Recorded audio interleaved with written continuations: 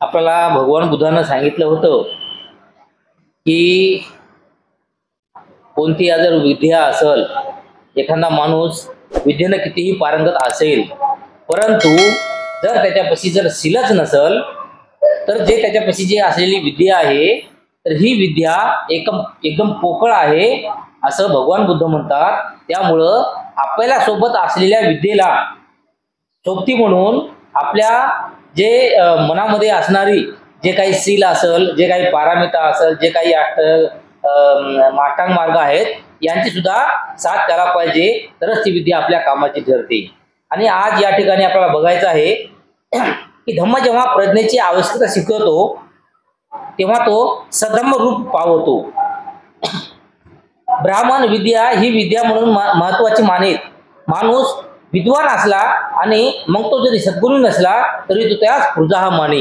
आणि जे काही पूर्वीच्या काळामध्ये जे काही ब्राह्मणाची विद्या होती किंवा ब्राह्मणाची जे काही शिकवण होती, तर ती शिकवण जे काही विद्या होती, या विद्येला त्याने श्रेष्ठ मानत गेले. आणि हा जे विद्या आहे हे कोणत्यातरी एकाच जातीच्या लोकांना घेण्यासाठी जे पूर्वी मुळा होती, अशा प्रकारचं ते विद्या त्याच माणसाने घेऊन, जरी त्या माणसाकडे सद्गुण नसेल किंवा ते तो माणूस हे याचं पालन जरी पंचशिलेचं पालन जरी करत नसेल, तरीही तो पूजार्ह मानत असे पूर्वीचे जे काही ब्राह्मण होते किंवा ब्राह्मणाची जी काही शिकवण होती, तर ते मानत गेले. ते म्हणत की राजाला स्वदेशी पूजा मानतात, परंतु विद्या ही सर्वज्ञ पूजनीय समजली जाते. त्यांना सुचवायचे असते की विद्वान हा राजापेक्षा थोर आहे. आणि त्यानंतर असं सांगितलेलं आहे की एखादा जो राजा आहे, तर तो राजा एखाद्या देशाचा कर्ता असते किंवा राजा असते किंवा पूजनीय असते. जसं की आपण आपल्या देशाचं जे काही मेन गादीवर बसलेले काही जे राजकारणी असतात, मुख्यमंत्री असेल, पंतप्रधान असेल, तर यांना ज्याप्रमाणे त्या पूर्ण विश्वाचं, आपलं पूर्ण भारताचं किंवा पूर्ण देशाचं जे काही मुख्य पद त्यांच्याकडे असते, म्हणून त्याला पूजल्या जाते किंवा त्या माणसाला मानल्या जाते. अशा प्रकारच राजा सुद्धा एका राज्याचा किंवा एका राजवाड्याचा तो मुख्य असतो, राजा असतो. आणि तरीही सुद्धा असं असायला पाहिजे की ते राजा असून सर्व त्यांचं जे काही मान असेल त्याला पूर्ण मान मिळत असून सुद्धा जर एखादा विद्वान माणूस असेल, तर त्या राजापेक्षाही तो विद्वान माणूस हा श्रेष्ठ असला पाहिजे असं म्हणत. भगवान बुद्धाने विद्या आणि प्रज्ञा यात भेद केला आहे. तो भेद म्हणजे ज्ञान आणि शहाणपणा यांच्यामधील भेद आहे. आणि अशा प्रकारे भगवान बुद्धाने जे काही आपले शिक्षण असेल, जे काही विद्या असेल आणि प्रज्ञा असेल, याच्यामध्ये अलग अलग भेद निर्माण केलेला आहे. आणि तो भेद म्हणजे ज्ञान, म्हणजे आपल्याला मिळाले जे काही अभ्यास असेल, जे काही शिक्षण असेल, आणि आपल्यामध्ये असणारा शहाणपणा, हे भेद आहे. असे कोणी म्हणेल की ब्राह्मण ही प्रज्ञा आणि विद्या यामध्ये भेद करीत आहेत. आता कोणी असं म्हणेल की जे काही ब्राह्मण आहेत, तर हे ब्राह्मण सुद्धा प्रज्ञा आणि विद्या याच्यामध्ये भेद करत असतील. ते कदाचित खरेही असेल, परंतु भगवान बुद्धाची प्रज्ञा आणि ब्राह्मणाची प्रज्ञा यात महदंतर आहे. आता भगवान बुद्ध सुद्धा जे काही प्रज्ञा असेल आणि विद्या असेल याच्यामध्ये फरक करतात. याच्याप्रमाणे काही ब्राह्मण सुद्धा प्रज्ञामध्ये आणि विद्येमध्ये फरक करत असतील, हे नक्की आहे. परंतु जे काही ब्राह्मणानं दिलेला प्रज्ञा आहे, जे काही ब्राह्मणाची व्याख्या आहे प्रज्ञेबद्दल, आणि त्याचबरोबर जे काही बुद्धाची व्याख्या आहे प्रज्ञेबद्दल, तर या दोघांच्या प्रज्ञेमध्ये खूप सारा फरक आहे असं भगवान बुद्ध म्हणतात. अंगुत्तर निकायातील एका प्रवचनात भगवान बुद्धाने हा भेद चांगल्या रीतीने स्पष्ट केला आहे. आणि याची जर माहिती आपल्याला पूर्णपणे पाहिजे असेल, तर जेव्हा भगवान बुद्धाने एक वेळेस प्रवचन दिले होते अंगुत्तर निकायामध्ये, तर त्या ठिकाणी हा जो काही भेद आहे, तर हा भेद कशा प्रकारे आहे हे भगवान बुद्धाने सांगितलं होतं. एका प्रसंगी तथागत राजगृहाच्या वेळवुनात रामाच्या कलंदक निवासात उतरला होता. आता एक वेळेस काय झालं होतं की भगवान बुद्ध हे श्रावस्तीमध्ये राहायला होते आणि आपल्या राजगृहामध्ये राहायला होते. आणि राजगृहामधलं जे काही वेळुवन होतं, तर त्या वेळुवनामध्ये बुद्ध हे वास करत होते. त्यावेळी मगधाचा एक मोठा अमात्य वर्षकार ब्राह्मण तथागतांना भेटण्यासाठी आला. आदराने तथागतांना अभिवादन केल्यावर तो त्यांच्या समीप बसला आणि म्हणाला. आणि राजगोराजवळ जेव्हा वेळूवनात बुध राहत होते तर त्यावेळेस तेथील एक जे ब्राह्मण होता तर त्यांचं नाव अमात्य वर्षकार म्हणून हा ब्राह्मण बुधाकडे आला आणि बुधाकडे येऊन बुधाला वंदन केलं.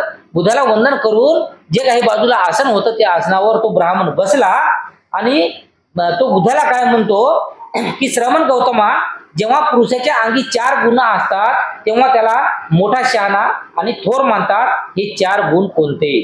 म्हणजे तो ब्राह्मण त्या ठिकाणी बसल्याच्या नंतर तो बुधाला काय विचारतो की पुरुषाच्या अंगी 4 गुण असतात तेव्हा त्याला मोठा शहाणा आणि थोर मानतात. म्हणजे 4 गुण असले म्हणजे या जगामध्ये तो थोर आहे किंवा शहाणा आहे असं मानलं जाते. तर अशा प्रकारचे जे काही 4 गुण असतील तर ते 4 गुण कोणते असं ब्राह्मण बुद्धाला विचारतो.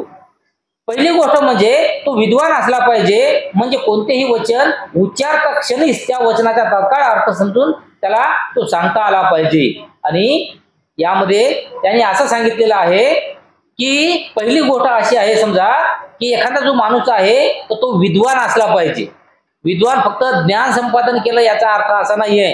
म्हणजे एखादा व्यक्ती जे आहे यानं डिग्र्यावर डिग्री घेतला, 10वी शिकली असेल, 12वी शिकली असेल, त्याच्या पुढचं PG वगैरे शिकली असेल, परंतु तसं शिक्षण घेऊन काही फायदा नाही. तर जे काही विद्वत्ता असायला पाहिजे, जे काही विद्वानता असायला पाहिजे हे त्याच्यामध्ये असायला पाहिजे. आणि म्हणजे कोणतेही वचन म्हणजे एखादा समजा कोण जर काही प्रश्न विचारला असेल, कोणती गाथा विचारली असेल तर ते प्रश्न विचारल्याबरोबर त्याला त्या प्रश्नाचं उत्तर आलं पाहिजे. म्हणजे तो हजर जवाबी असला पाहिजे. आणि त्याशिवाय त्यांची स्मरणशक्ती चांगली असली पाहिजे. आणि एखादा आपण अभ्यास करतो तर जो काही आपण अभ्यास करतो तर ते आपल्या मनामध्ये रुजवणं किंवा ती आठवणीत ठेवणं हे स्मरणशक्ती सुद्धा त्याच्याकडे असली पाहिजे. नाही तर कसं आपण आपलं कधी कधी म्हणतो बघा की पुढं पाठ आणि मागे सपाट. म्हणजे पुढे शिकत जायचं आणि मागचं सगळं विसरत जायचं असं असून चालणार नाही. पूर्वी घडलेल्या किंवा बोललेल्या गोष्टीचं स्मरण असले पाहिजे आणि ते करता आले पाहिजे.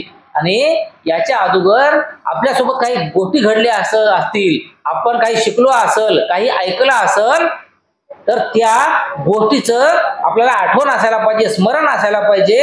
आणि कोणी जर त्याच्याविषयी आपल्याला विचारलं तर लवकरात लवकर आपण त्याचं जे काही स्पष्टीकरण आहे ते करता आलं पाहिजे आपल्याला.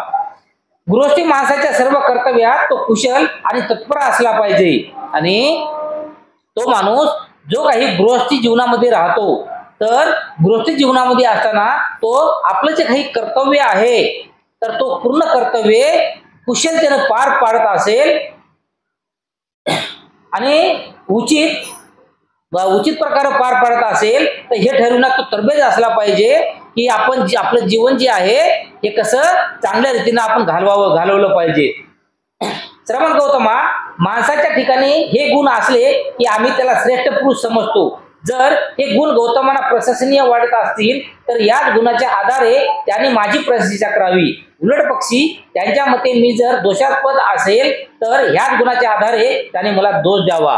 आणि त्यानंतर तो जो ब्राह्मण होता तर ते ब्राह्मण बुद्धाला काय म्हणते की अशा प्रकारचे जे काही गुण आहेत तर हे गुण माझ्यामध्ये आहेत आणि माझ्यामध्ये असल्या कारणानं तुम्ही माझी सुद्धा प्रशंसा केली पाहिजे.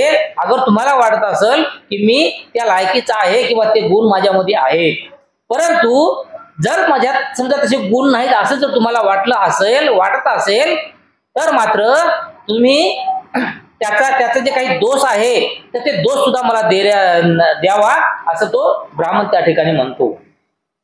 ब्राह्मणा, या गुणाच्या आधारे मी तुझी स्तुतीही करू शकत नाही किंवा तुला दोषही देऊ शकत नाही.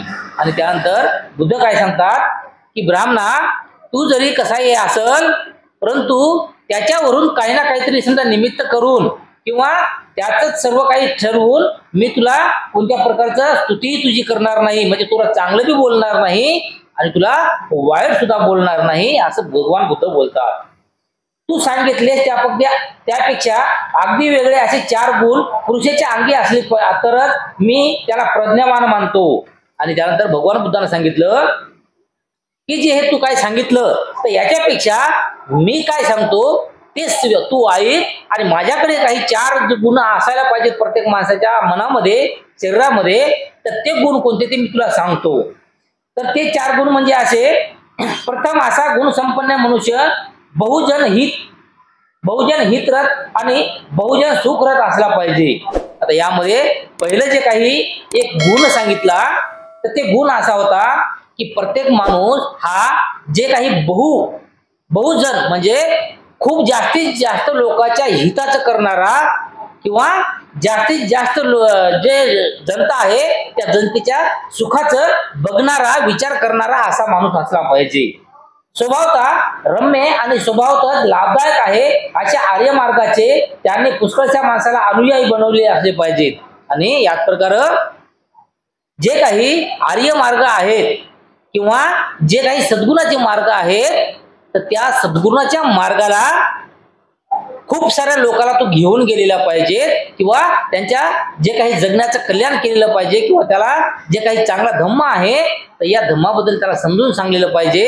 आणि धम्माबद्दल समजून सांगल्याच्या नंतर ते लोक यांचं ऐकून सन्मार्गावर चालायला पाहिजे. अशा प्रकारचा या ठिकाणी गुण सांगितलेला आहे. ज्या विचाराशी समरस होण्याचे तो ठरवितो त्या विचाराशी त्याला समरस होता आला पाहिजे, आणि ज्या विचाराला मनात स्थान द्यायचे नाही असे ठरवितो त्या विचारापासून त्याला दूर राहता आले पाहिजे. आणि अशा प्रकारे पुढे बुद्धानं सांगितलं की काही या व्यवहारामध्ये, या समाजामध्ये काही विचार असतील तर ते विचार जे आहेत हे चांगले आहेत की वाईट आहेत हे आपल्याला समजलं पाहिजे. आणि समजल्याच्या नंतर जर चांगले आहेत तर ते चांगले म्हणून आपण मानलं पाहिजे, आणि जर ते वाईट आहेत तर मात्र ते वाईटच आहेत म्हणून आपण मानलं पाहिजे. जे संकल्प तो मनात उत्पन्न व्हावे असे म्हणतो ते त्याला मनात उत्पन्न करता आले पाहिजे, किंवा जे संकल्प मनातून काढण्याचे तो इच्छितो ते मनात उत्पन्न होणार नाहीत अशी खबरदारी त्यांना घेता आली पाहिजे. म्हणजे विचाराबाबतीत तो स्वतःच्या मनाचा पूर्ण अधिकारी असला पाहिजे. आणि त्यानंतर भगवान बुद्ध असे सांगतात की तो व्यक्ती स्वतःच्या मनाचा स्वतः मालक असला पाहिजे, ना की आपण एकीकड आणि आपलं मन भरकटते दुसरीकड अशा प्रकारचं नाही. आपण जे म्हणल ते त्या मनानं ऐकलं पाहिजे. आणि अशा प्रकारे जे काही एखादा विचार असेल तर ते विचार चांगला आहे किंवा वाईट आहे हे आपल्याला समजलं पाहिजे. आणि एखादा चांगला विचार काय आहे हे सुद्धा आपण समजून घेतलं पाहिजे, आणि वाईट काही विचार आहे हे सुद्धा समजून घेतलं पाहिजे. आणि जे चांगलं आहे ते आपण घेतलं पाहिजे, आणि जे वाईट आहे ते आपण सोडून दिलं पाहिजे. आणि ते सोडून देण्याची जी काही ताकद आहे ते आपल्याला असली पाहिजे, आपल्यामध्ये असली पाहिजे. त्याप्रमाणे लोकोत्तर विचाराशी निगडीत अशी जी 4 ध्याने, ज्यात रममाण होणे हा जीवनातही सुखकर आहे, ही त्याला स्वेच्छेने सहजपणे विनाशया साधता आली पाहिजे. आणि त्याच प्रकारे भगवान बुद्धाने पुढे सांगितलं की काही लोकांची अलग अलग काही जे विचार असतील तर त्या विचाराशी निगडीत असलेले काही घटना, काही कारण, हे कारण ज्यात आपण रममाण होणार नाही, म्हणजे आपण त्याच्यात त्याचं ऐकलं म्हणजे आपण खरं मानलं असं नाही. तर आपण आपलं स्वतः समजलं पाहिजे की नेमकं हे काय आहे. आता कोणी जर म्हणालं समजा एखादं कोणतरी एखादी गाय जात असेल आणि कोणी त्याला म्हणत असेल की एखादा हा हत्ती चालला, आणि आपण फक्त त्याचं ऐकून आपण सुद्धा आपण असं मनामध्ये ठरवू की तो हत्ती चाललेला आहे. तर असं नाही. आपण जाणलं पाहिजे की तो हत्ती जाणारा नाही आहे, तो गाय जाणारी आहे. हे जाणण्याची जे काही हे असते, जे काही ताकद असते ती ताकद आपल्यामध्ये असली पाहिजे. तो जीवनाचा संपूर्ण ज्ञानाचे बंधनकारक अशा आसवांचा नाश करतो, अशा रीतीने चित्त विमुक्त करण्याचे ज्ञान प्राप्त करतो, आणि प्रज्ञेमुळे लाभलेल्या या विमुक्तीचा तो इहजन्मी उपभोग घेतो. आणि त्यानंतर भगवान बुद्धानं काय सांगितलं की या जीवनामध्ये जे काही संपूर्ण जे काही ज्ञान आहे, जे काही शिकवण आहे जी बंधनकारक असायला पाहिजे आपल्याला. तर अशा बंधनकारक जे काही शिकवण आहे अशा बंधनकारक शिकवणीचा आपण नाश केला पाहिजे.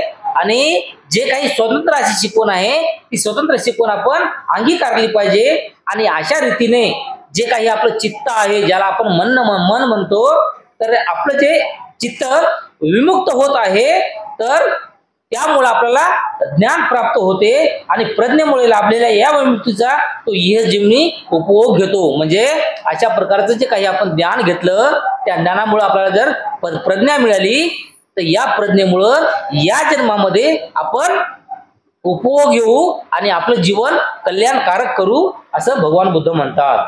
म्हणून हे ब्राह्मण, नाही, तू सांगितलेल्या गुणदोषाच्या आधारे मी तुझी स्तुती करू शकत नाही अथवा तुला दोष देऊ शकत नाही, परंतु मी सांगितलेले 4 गुण त्यांच्या ठिकाणी असतात, त्याला मात्र मी प्रज्ञावान आणि थोर मनुष्य समजतो. आणि भगवान बुद्ध पुढे त्या ब्राह्मणाला काय म्हणाले की यामुळे ब्राह्मणा, तू जे 4 गुण सांगतोस, तर त्या 4 गुणाला मी कोणत्याही प्रकारची स्तुती करणार नाही किंवा नाही असेही म्हणणार नाही, परंतु ज्याच्याकडे मी जे 4 हे गुण सांगितलेले आहेत, हे गुण ज्याच्याकडे असतील त्यांना मात्र नक्कीच मी प्रज्ञावान किंवा थोर मनुष्य म्हणून समजतो. श्रमण गौतमा, हे खरोखर आश्चर्य आहे. किती चांगल्या रीतीने तू हे सांगितले आहेस. मी स्वतः गौतमाच्या अंगी हे 4 गुण आहेत असे मानतो. तो बहुनाच्या हितासाठी आणि सुखासाठी झटत असतो. तो त्यांना स्वभावतः सुंदर आहे आणि हितकारक आहे हे दाखविणारे आर्य मार्गात आणून सोडतो. आणि त्यानंतर ते ब्राह्मण काय म्हणतो की खरंच श्रमण गौतमा, तू जे सांगतोस किंवा तुम्ही जे काही सांगता, तर हे खरोखरच आश्चर्य आहे, खूप चांगलं आहे, आपल्या जीवनाचं कल्याण करणार आहे. आणि त्यामुळं मी सुद्धा असं आता समजतो की तुम्ही जे काही बुद्ध आहात, तर तुमच्या सुद्धा अंगी हे 4 गुण आहेत आणि त्या 4 गुणामुळं तुम्ही बहुजनाचा फायदा करता, बहुजनाच्या हितासाठी, तुम्ही लोक कल्याणासाठी तुम्ही तुमचं जे काही धम्म प्रवचन देता आणि त्यांच्या सुखासाठी झटता आणि जे काही सर्व जग काही सुंदर करायचं आहे किंवा या जगामध्ये सर्वांचं जे काही हित साधायचं आहे, सर्वांचं जीवन कल्याणकारक करायचं आहे, तर अशा संबंधामध्ये जे काही तुम्ही मार्ग दाखवता, तर ते मार्ग मात्र आर्य मार्गात आणून सोडतो असेच मला वाटते. खरोखर गौतमा, हा ज्या विचारावर आपले चित्त एकाग्र करावे असे ठरवितो, त्यावर तो आपले चित्त एकाग्र करू शकतो. तो आपल्या विचाराचा स्वामी आहे. आणि नंतर तो ब्राह्मण असा सुद्धा म्हणतो की खरोखरच गौतमा, की जे काही अशामुळं आपलं मन जे आहे, त्या मनाची स्वामी आपण होऊ, बल्कि आपल्या शरीराचा स्वामी ते मन राहणार नाही. आपल्या शरीराचा मालक तो मन राहणार नाही. अगर आपल्या शरीराचा मालक जर ते मन असलं, तर ते मन आपल्या शरीराला फक्त आदेश देत राहील की तू हे कर, तू ते कर. घरी जेवण तयार केलं समजा, तर जेवण तयार केल्याच्या नंतर ते मन सांगल की हे जेवण ते बरोबर नाही आहे, त्याच्यामध्ये मीठ कमी आहे, त्याच्यामध्ये चटणी जास्त आहे, त्याला चव नाही आहे. आणि त्याच्यामुळं त्या मनानं सांगितल्याच्या नंतर आपलं शरीर ते जेवण आत घ्यायला नकार देईल आणि ते जेवण बरोबर करणार नाही. तर असं असता कामा नये. तर खरोखरच त्या मनाचा मालक आपण असलो पाहिजे. आपण त्याला सांगितलं पाहिजे मनाला की बाबू, हे जे जेवण आहे ना, तुझ्यासाठी नाही आहे, हे जेवण माझ्या शरीरासाठी आहे. मग ते आळणी असो, बेचव असो, चटणी जास्त असो, की काही असो, त्याच्यापासून मला ऊर्जा मिळणार आहे ना, त्याच्यापासून माझं शरीर सुखरूप राहणार आहे ना. मग मला काय गरज आहे मिठाची? मिठामुळं काही ते आपलं शरीर काही सुखरूप राहते का? बरं, मिठाचं काहीतरी घेणं आपल्या शरीराला आहे का? काहीच घेणं देणं नाही. मीठ समजा आपण आपल्या जीवनामध्ये कधी खाल्लं बी नाही, तर आपल्या शरीरावर कोणताही परिणाम पडत नाही. फक्त परिणाम कशावर? फक्त आपल्या जिभेवर पडतो. फक्त आपलं जीभ सांगते त्या जेवणामध्ये मीठ कमी आहे, पण मीठ खा न खा शरीराला काहीही फरक पडत नाही.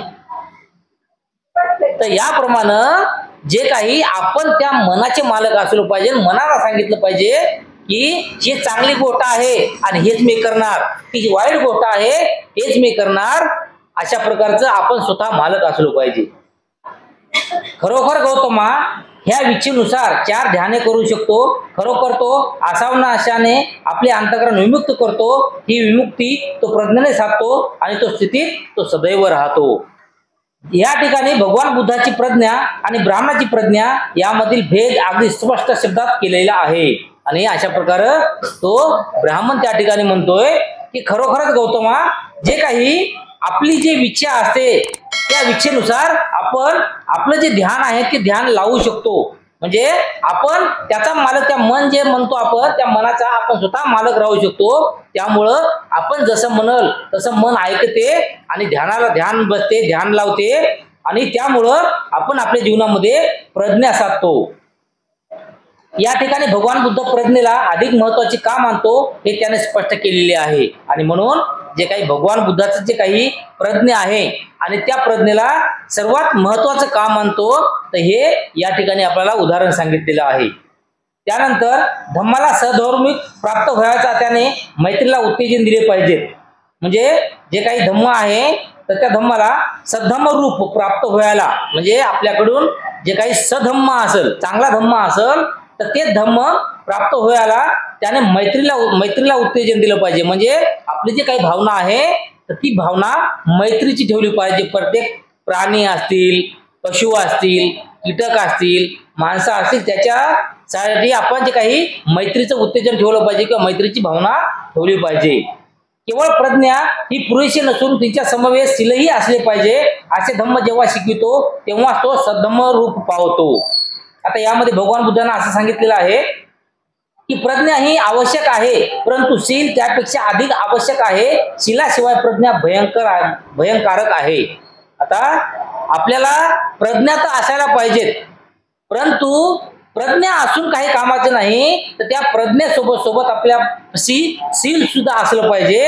आणि जर आपल्याकडे शील असेल तरच जे काही प्रज्ञा असेल ते प्रज्ञा आपल्या कामाची किंवा ते प्रज्ञा आपल्या काहीही कामाची नाही असं भगवान बुद्ध सांगतात। केवळ प्रज्ञा ही भयकारक आहे। प्रज्ञा ही माणसाच्या हातातील तलवारीसारखी आहे। आणि त्यानंतर भगवान बुद्ध काय म्हणतात की प्रज्ञा जी आहे ही एखाद्या आपल्या हातात असलेल्या तलवारीसारखी आहे। आणि तलवारीसारखी म्हणजे काय की समजा हे प्रज्ञा आपल्यापाशी आहे म्हणजे शील बी आपल्यापाशी असायला पाहिजे। आणि शील जर आपल्याकडे असलं तर ठीक आहे, फक्त प्रज्ञाच आहे शील नाही समजा। आणि प्रज्ञा असला शील नसेल तर काय काय फायदा आहे। समजा आपण खूप सारं शिक्षण घेतलं, सगळंच घेतलं परंतु आपण पंचशीलीचं पालनच करत नाही। मग पंचशीलीचं पालन करत नाही मग त्याला आपण जिथं म्हणलं तिथं खोटं बोलतोय, जिथं म्हणलं तिथं कोणाची हत्या करतोय, जिथं म्हणलं तिथं चोरी करतोय, समजा कोणती नशा करतोय, तर अशा प्रकारचे जे काही असेल तर हे केल्याच्या नंतर त्या प्रज्ञेचा काही अर्थ उरेल का आपल्या जीवनामध्ये? काही अर्थ उरणार नाही। शीलवान माणसाच्या हाती दुसऱ्याला वाचवण्यासाठी तिचा उपयोग केला जाईल। आणि यामध्ये काय जाते सांगतात की जर समजा आपल्याकडे जर शील नसेल तर त्या ठिकाणी जे काही एखादा शीलवान माणूस असेल तर त्या माणसाने दुसऱ्याला वाचवण्यासाठी आपल्या स्वतःला वाचवण्यासाठी त्याचा उपयोग होणार नाही तर त्याचा उपयोग कोणासाठी होईल? दुसऱ्याला वाचवण्यासाठी। परंतु शील विरहित माणसाच्या हातून तिचा उपयोग हत्या करण्यासाठीच होईल। आणि ज्याच्याकडे शील नाही तर त्याच्याकडून याचा ज्या प्रज्ञेचा जो उपयोग काय होईल ना तर तलवारीसारखा म्हणजे ते समोर त्याची हत्या केल्याशिवाय राहणार नाही। मग आता हत्या म्हणजे डायरेक्ट त्याचा म्हणजे खून करणं असं नाही आहे। हत्या म्हणजे त्याचे वेगवेगळे अर्थ आहे। समजा की त्याचं बोलून त्याच्या मनाची हत्या करणं किंवा वेगवेगळ्या गोष्टी समजा याच्यात सांगता येतात। म्हणूनच प्रज्ञा ही शीलापेक्षा महत्वाची आहे। आणि म्हणूनच भगवान बुद्ध म्हणतात की जे काही शील आहे तर हे शील प्रज्ञापेक्षा किती खूप महत्वाचं आहे। प्रज्ञा हा विचार धम्म म्हणजे योग्य विचार करण्याची पद्धती, शील हा आचार धम्म म्हणजे योग वागण्याची पद्धती। आता यामध्ये वेगवेगळा याचा अर्थ सांगितलेला आहे की जे काही प्रज्ञा असेल तर ती प्रज्ञा म्हणजे आपण विचारपूर्वक धम्म योग्य विचार करण्याची जे काही आपल्याला कळलं समजा जे काही आपण चांगला विचार करू शकू म्हणजे प्रज्ञा आहे। तर शील म्हणजे काय की आपण विचार तर करतो पण ते विचार हे चांगल्या प्रकारे करतो असा त्याचा अर्थ होते। शीलाविषयी भगवान बुद्धाचे 5 मूलतत्वे सांगितलेली आहे। आणि त्यानंतर भगवान बुद्धानं जे काही शील सांगितलेलं आहे तर त्या शीलाबद्दल 5 मूलतत्वे सांगितलेली आहे। मूलतत्वे, आता ती मूलतत्वे कोणती आपण आता याच्या अगोदर बघितलेलं आहे आणि रोजच आपण ते पंचशील म्हणतोय बघा, रोजच पंचशील म्हणतोय। तर त्यामध्ये जीव हत्या करणार नाही किंवा चोरी करणार नाही किंवा जे काही अनिती संबंधी सांगितलेलं आहे त्यामध्ये किंवा खोटं बोलण्याविषयी सांगितलेलं आहे आणि मद्यपानासाठी सांगलेलं आहे। जे काही शेवटची आपली हे आहे पंचशीला आहे समजा पंचशिलेमधलं शेवटचं शील आहे तर ते मद्यपान म्हणजे दारू वगैरे समजा नशेचे काही पदार्थ असेल ते सेवन न करण्याविषयी सांगितलेलं आहे। आणि ह्यापैकी प्रत्येक संबंधाने भगवान बुद्धाने असे सांगितलेले आहे की हत्या करू नये चोरी करू नये, खोटे बोलू नये, वैश्विक अनिती करू नये आणि मद्यपान करू नये. आणि अशा प्रकारे हिच्यामध्ये जे काही सील आहे त्या सीलामध्ये हे 4-5 गोष्टी भगवान बुद्ध सांगितलेले आहे. बुद्धाने प्रज्ञेपेक्षा शिलाला महत्व का दिले आहे याचे कारण स्पष्ट आहे. ज्ञानाचा उपयोग माणसाच्या शिलावर अवलंबून आहे. शिलाशिवाय ज्ञान मूल्यहीन आहे असे तो एका ठिकाणी म्हणतो. आणि भगवान बुद्ध परत एका दुसऱ्या ठिकाणी काय म्हणतात की ज्ञान तर असलं पाहिजे माणसाला, परंतु नुसतं ज्ञान असून चालणार नाही, तर ज्ञानासोबत आपल्याकडे शील असलं तर त्या ज्ञानाचं महत्व आहे, नाही तर त्या ज्ञानाला काहीही महत्व नाही. दुसऱ्या ठिकाणी तो म्हणतो शिला समान या जगात दुसरे काहीही नाही. आणि दुसऱ्या एका ठिकाणी दुसऱ्या धम्मप्रवचनात एकदा भगवान बुद्ध म्हणतात की जे काही शील आहे तर या शिलापेक्षा जगात महत्वाचं दुसरं काहीच नाही. शील हे सर्वात महत्वाचं. शील हा प्रारंभ आणि शेवट आहे. सर्व कल्याणाचे ते उगमस्थान आहे. सर्व चांगल्या अवस्थातील सर्वोत्तम व्यवस्था आहे. म्हणून आपले शील शुद्ध करा. आणि त्यानंतर भगवान बुद्ध असं सांगतात की शील ज्या ठिकाणी आपण आत्मसात केलेला आहे त्या ठिकाणी आपल्या जीवनाची सुरुवात होते. म्हणजे आपला खरा जन्म त्या ठिकाणी होतो. आणि आपल्या जन्मामध्ये सुद्धा शील असलं पाहिजे. जिथपर्यंत आपण समजा राहणार आहोत या जीवनामध्ये तोपर्यंत सुद्धा शील असलं पाहिजे. आणि असं शील जर आपल्यापाशी असेल तर शेवटपर्यंत हे शील आपल्या कामी येणार आहे किंवा त्या शीलानं आपल्या जीवनाचं कल्याण होणार आहे असं भगवान बुद्ध सांगतात. धम्म जेव्हा प्रज्ञा आणि शील याच्याविषयी करुणेची आवश्यकता प्रतिपादतो तेव्हा तो सद्धम्म रूप पावतो. बुद्ध धम्माचे अधिष्ठान काय यासंबंधी काही अशी मतभिन्नता आहे. आता याच्यानंतर जे काही बुद्ध धम्माचे जे काही अधिष्ठान आहे, अधिष्ठान म्हणजे मेन मुद्दा जे काही आहे, तर याबद्दल काही लोकांमध्ये संभ्रम निर्माण आहे. बघा, प्रत्येकानं अलग अलग त्याचे अर्थ काढतात. प्रज्ञा हीच केवळ त्यांच्या धम्माचे अधिष्ठान आहे की करुणा हीच त्यांच्या धम्माचे अधिष्ठान आहे. आता याच्यामध्ये जे काही लोक अलग अलग अर्थ काढतात ते लोक काय म्हणतात की जे काही प्रज्ञा आहे जे भगवान बुद्धाने सांगितलेले आहे तर ती प्रज्ञा माणसाच्या जीवनाचं धम्माचं जे काही अधिष्ठान आहे किंवा धम्माची सुरुवात आहे की जे काही करुणा सांगितलेली आहे तर ते करुणा या धम्माचं अधिष्ठान आहे किंवा सुरुवात आहे असं ते अलग अलग प्रकारचे अशा प्रकारे विचार करतात. या वादामुळे बुद्धानुयायात 2 शाखा उत्पन्न झाल्या. एक शाखा म्हणजे की प्रज्ञा हीच बुद्धाचे धम्माचे अधिष्ठान आहे आणि दुसरी शाखा म्हणते की करुणा हीच बुद्ध धम्माचे अधिष्ठान आहे. आणि ज्याप्रमाणे इतर लोकांमध्ये असे मतभिन्न समजा जे निर्माण झालेले आहेत अशा प्रमाणात जे काही या बुद्धाचा जो काही भिक्खुगण होता तर या भिक्खुगणामध्ये सुद्धा अशा प्रकारचे अलग अलग मत तयार झाले. आणि अलग अलग मत तयार झाल्याच्या नंतर ते अलग अलग गट तयार झाले. आणि अलग अलग गट म्हणजे यातला एक गट असा म्हणतो की प्रज्ञा हेच काही बुद्धाचं धम्माचं जे काही सुरुवात आहे असं म्हणतात. तर दुसरा गट असा म्हणतो की जे काही करुणा आहे जे काही दया शांती आहे तर हे बुद्धाच्या धम्माचं सुरुवात आहे किंवा अधिष्ठान आहे असं म्हणतात. या दोन्ही शाखा अद्याप एकमेकांपासून विभक्त झालेल्या आहेत. आणि हे जे काही 2 वेगवेगळे समजा जे गट निर्माण झालेले आहे किंवा त्यांचा जे काही विचार होता तर हे विचार दोघांपासून म्हणजे वेगवेगळा तयार करण्यात आलेला आहे. भगवान बुद्धाच्या शब्दाची कसोटी या दोन्हीही शाखांना लावली असता त्या दोन्हीही शाखा चुकीच्या वाटतात. आणि भगवान बुद्धाची जे काही खरी शिकवण होती जे काही खरं धम्मा होतं भगवान बुद्धाचा तर त्या धम्माचा मात्र विचार केल्याच्या नंतर हे जे काही अलग अलग गट पडले आणि त्या अलग अलग गटाचे अलग अलग विचार तयार झाले. हे जे काही विचार आहेत तर हे विचार दोघांची चुकीचे आहेत असं वाटतं. प्रज्ञा ही बुद्ध धम्माचा एक आधारस्तंभ आहे त्याबद्दल मतभेद नाही. आता या ठिकाणी जे काही प्रज्ञा आहे तर ती प्रज्ञा बुद्ध धम्माचा एक आधारस्तंभ आहे. म्हणजे बुद्धाची जे काही शिकवण आहे तर ही सर्व शिकवण जवळपास प्रज्ञेवरच अवलंबून आहे हे म्हणायला हरकत नाही किंवा याबद्दल काही प्रकारचा मतभेद नाही. वाद आहे तो हा की करुणा सुद्धा भगवान बुद्धाच्या धम्माची आधारस्तंभ आहे काय. आणि त्यानंतर जे काही प्रज्ञा आहे या प्रज्ञेबद्दल द्विमत असं काही नाही किंवा काही शंका नाही कोणाच्या मनामध्ये, परंतु शंका आहे लोकांच्या मनामध्ये ते कशाबद्दल की जे काही करुणा आहे तर ती करुणा भगवान बुद्धाच्या धम्माची आधारस्तंभ आहे किंवा त्यांची जे काही त्याच्यावर भगवान बुद्धाचा जे काही धम्म टेपलेला आहे यांच्याबद्दल त्यांच्या मनामध्ये शंका आहे. करुणा ही त्यांच्या धम्माची आधारस्तंभ आहे, हे संशयातीत आहे. आणि यामुळं जे काही भगवान बुद्धाचा जो काही धम्म आहे तर तो धम्म करुणेवर आधारित आहे याबद्दल शंका आहे लोकांमध्ये. यांचे समर्थन बुद्ध वचनानेच करता येईल. पूर्वी गांधार नावाच्या देशात एका भयानक रोगाने पछाडलेला एक वृद्ध भिक्खू होता. तो ज्या ज्या ठिकाणी उठत अथवा बसत असे ती जागा मलिन होई. आता या ठिकाणी एक भगवान बुद्धानं उदाहरण सांगितलेलं आहे, म्हणजे कारण सांगितलेलं आहे की जे काही करुणा, आता करुणा श्रेष्ठ आहे का जे काही प्रज्ञा आहे ही श्रेष्ठ आहे, किंवा जे काही भगवान बुद्धाचा धम्म आहे ते प्रज्ञेवर आधारित आहे की करुणेवर आधारित आहे, हे एक वेळेस भगवान बुद्धानं कसं स्पष्ट करून देऊन सांगितलं. तर त्यासाठी एक जे काही गांधार नावाचा जे काही देश होता, तर त्या गांधार नावाच्या देशामध्ये एक भिक्खू होता. तर ते भिक्खू एका महारोगानं समजा पछाडलेला होता, एका रोगानं पछाडलेला होता, म्हणजे एक रोग त्याला झालेला होता. आणि तो रोग त्याला असा झालेला होता की तो भिक्खू ज्या ज्या ठिकाणी जात असे, ज्या ज्या ठिकाणी बसत असे त्या वातावरणात सुद्धा तो रोग पसरत असे. म्हणजे आपण त्याला म्हणतो ना संसर्गजन्य समजा बिमारी, तर अशाप्रमाणे ती बिमारी त्या ठिकाणी सुद्धा पसरत असे.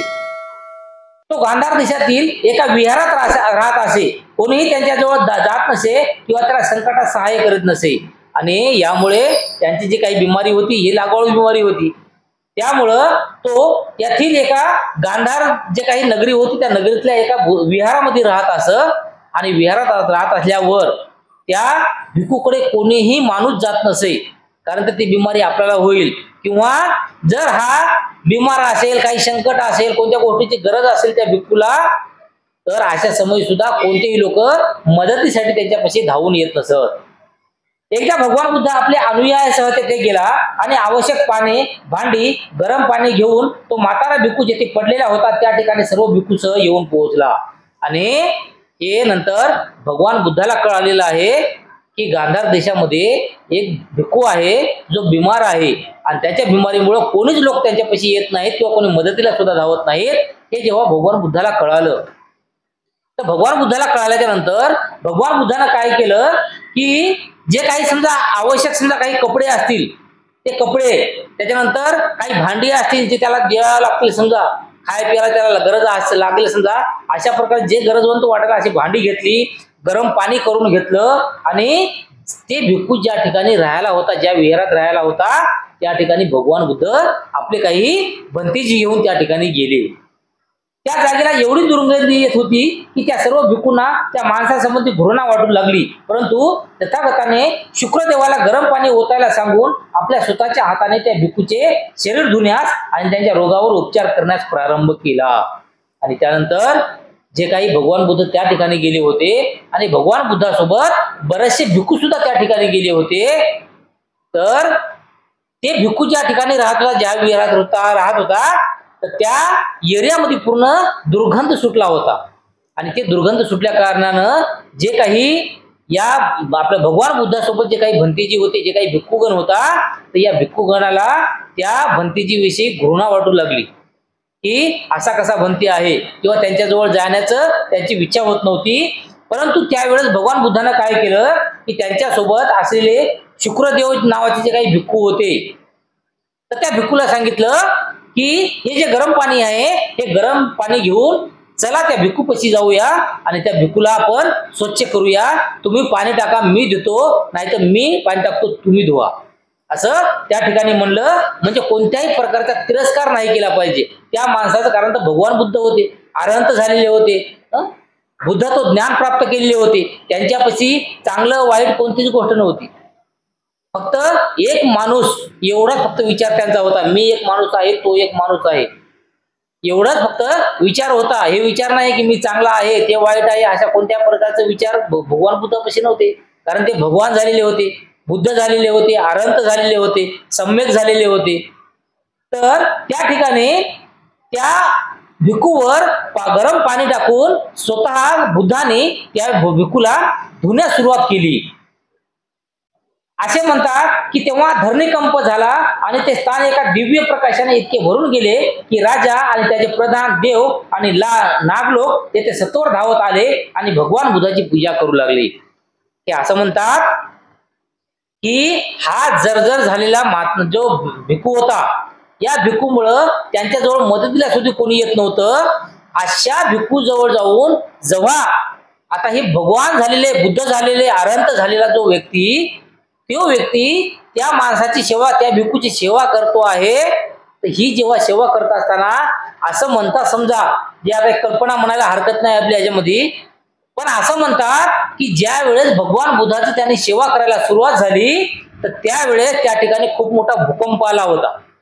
खूप मोठा भूकंप आला आणि भूकंप इतरत्र राज्यापर्यंत पसरला आणि तो भूकंप इतरत्र राज्यापर्यंत पसरलेला गेल्यामुळे जे काही बाजूला जे काही राज्य असतील, त्याचे काही असलेले प्रधान असतील, काही मंत्रीगण असतील, काही त्या राज्यातले असलेले लोक असतील, तर त्या लोकांना हे कळालं की हे काय झालं, असं का झालं. म्हणजे पहिले लोक जे होते तर हे एकवचनी होते आणि एकवचनी असल्या कारणानं कोणतीही घटना घडली की त्याच्यावर पॉझिटिव्ह काही ना काहीतरी विचार करायचे आणि पॉझिटिव्ह विचार करून त्याप्रमाणे काही ना काहीतरी झाला असेल याचा विचार करायचे, अंदाज लावायचे.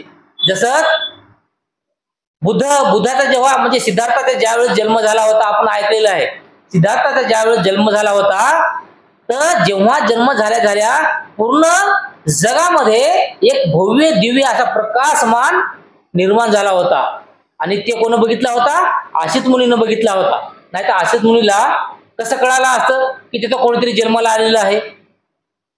आणि भगवान बुद्धाला त्या आशित मुनीनं अंदाज काढला होता की जेव्हा एवढा मोठा प्रकाश किंवा एवढा मोठा जो उजेड या जगामध्ये दिसतोय, याचा अर्थ असाच होऊ शकते की नक्कीच या जगामध्ये असं कोणीतरी जन्मलेला आहे जो व्यक्ती, जो बाळ पुढे चालून बुद्धत्व प्राप्त करेल.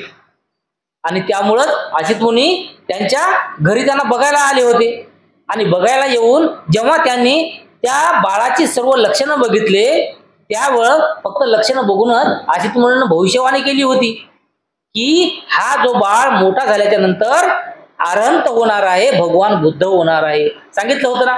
तर अशा प्रकारे पहिल्या याच्यामध्ये जे काही लोक होते, कारण पहिल्या लोकांचे मन साफ होते, त्याच्यामुळे ते एकवचनी होते, तर हे लोक अंदाज काढत गेले आणि अशामुळं जे काही आजूबाजूला राज्य असतील, प्रधान असतील, जे काही मंत्रिमंडळ असेल, जे काही लोक असेल, तर त्या लोकांना असं समजलं की काही ना काहीतरी विपरीत घडलेलं आहे, जे घडायला पाहिजे नव्हतं, असं काहीतरी घडलेलं आहे.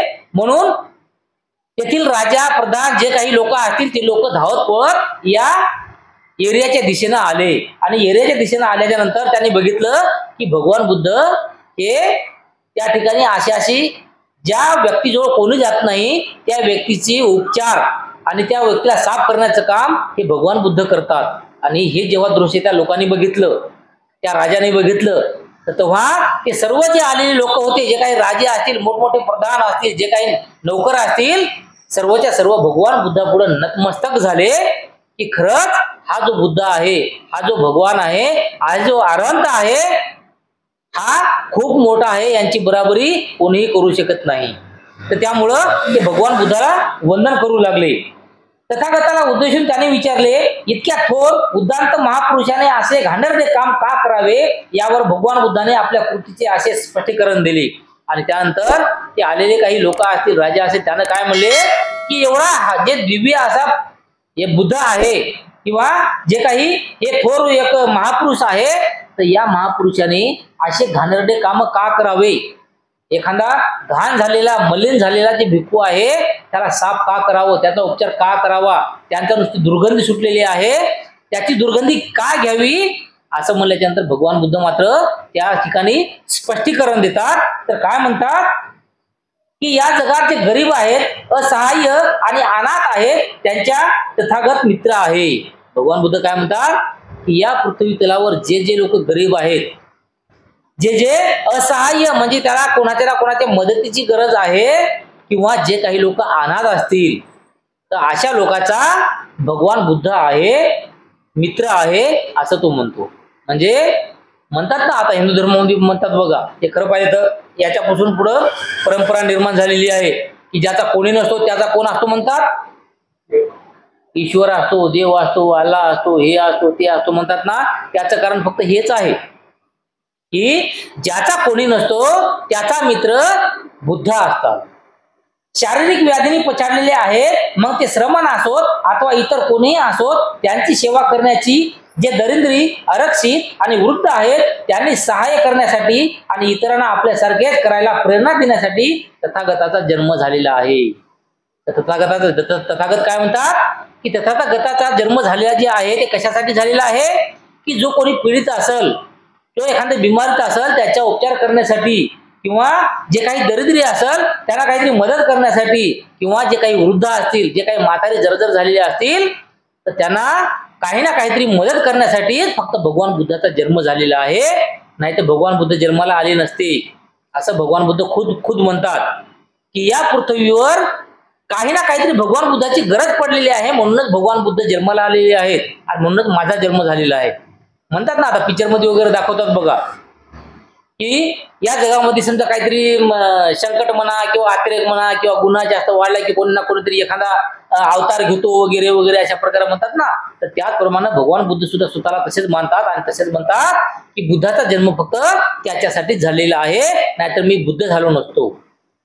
या ठिकाणीच आपण आजचं जे काही ग्रंथाचं वाचन आहे हे वाचन आपण या ठिकाणी आज थांबणार आहोत.